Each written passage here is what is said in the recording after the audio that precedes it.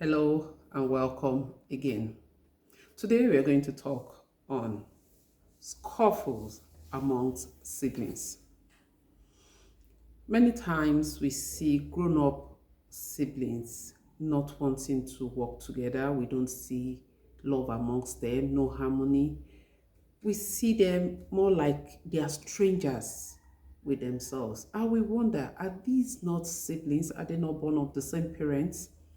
Of course they are, but I guess something went wrong while they were growing up. Hence, the need to talk about this. Many families suffer it.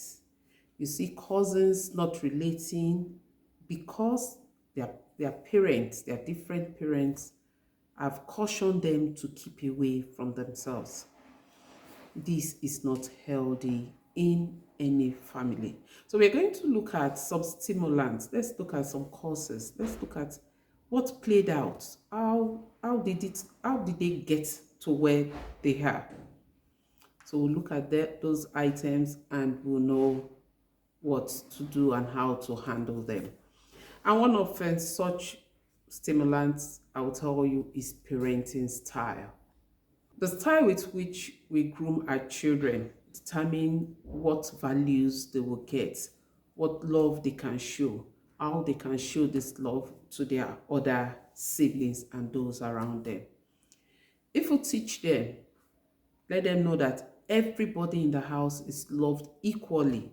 Yes, as parents, it's actually not always possible to love all your kids equally. This is because every child has a uniqueness in them. They have this unique traits that tend to pull you closer to them.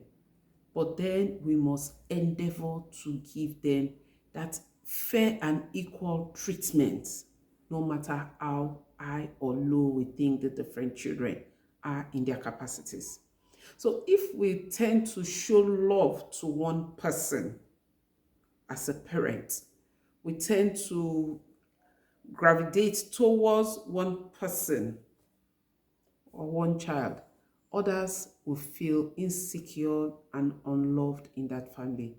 These will eventually come or eventually develop into hatred, jealousy, bitterness, and all of that.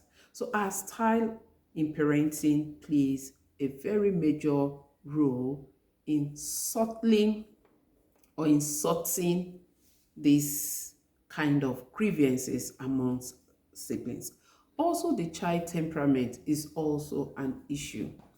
When a child is hot-tempered and we don't teach them how to control it, we don't teach them how to work on their emotions, we don't let them know that you don't always pour out your anger, then we'll see them amongst themselves. They start avoiding themselves. They start avoiding that child that has so much temperament that they don't want to do anything with that child. And it grows until they get older, and then at that point, immediately they are married or they are on their own, everybody cuts ties with that child. And this is also not healthy.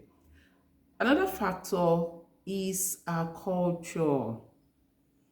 A culture that dictates or that insists or that makes it compulsory that the first son, so to speak, determines what happens to the other children, especially when the parents have passed away. Let's take an instance. A rich father passes away, and because the culture gives all the rights to the first son when it comes to inheritance, and the first son, who might happen to be the last child, because his older ones are girls, will tend to want to tell you, I'm the man, this is what I will give to you. No, our culture is not helping us. And when I find ourselves in this culture, before we pass on as parents, we should keep our records straight. Where possible, put up a will. Where you don't want to put up a will, let them know. Not just the children, the entire family know these are your desires, but preferably put up a will, because what is documented will be better in averting this kind of issues. Another thing we do as parents is comparison. Comparing one child with the other. All children cannot be equally smart or intelligent. When you start comparing them, you see them start having competitions amongst themselves. And this will develop into jealousy and envy. This will develop into some kind of restrictions, or do I say some kind of self-withdrawal, especially coming from the one that thinks is not doing well or the one that is not being applauded.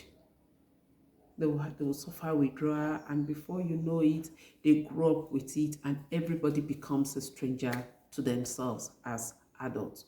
So we don't want any of this. Favorism, it's also another thing. We don't need to show favor to just a child. If any of them do well, applaud that person without putting pressure on the others. Applaud the person. You don't go to the market, you buy something, you just buy for one. Oh, you are the baby of the house. Let us look at Joseph's issue. Joseph was the most loved by his father Jacob, and the brothers had to plot a way of getting rid of him.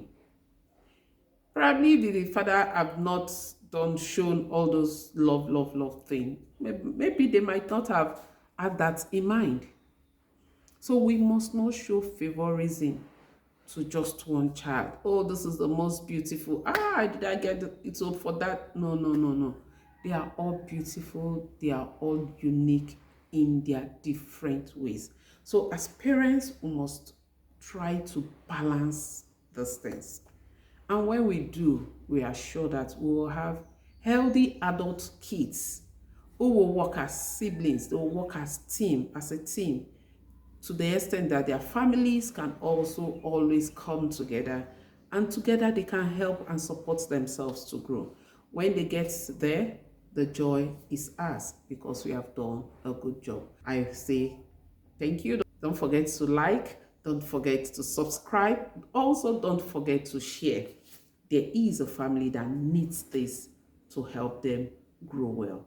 Thank you very much. God bless you.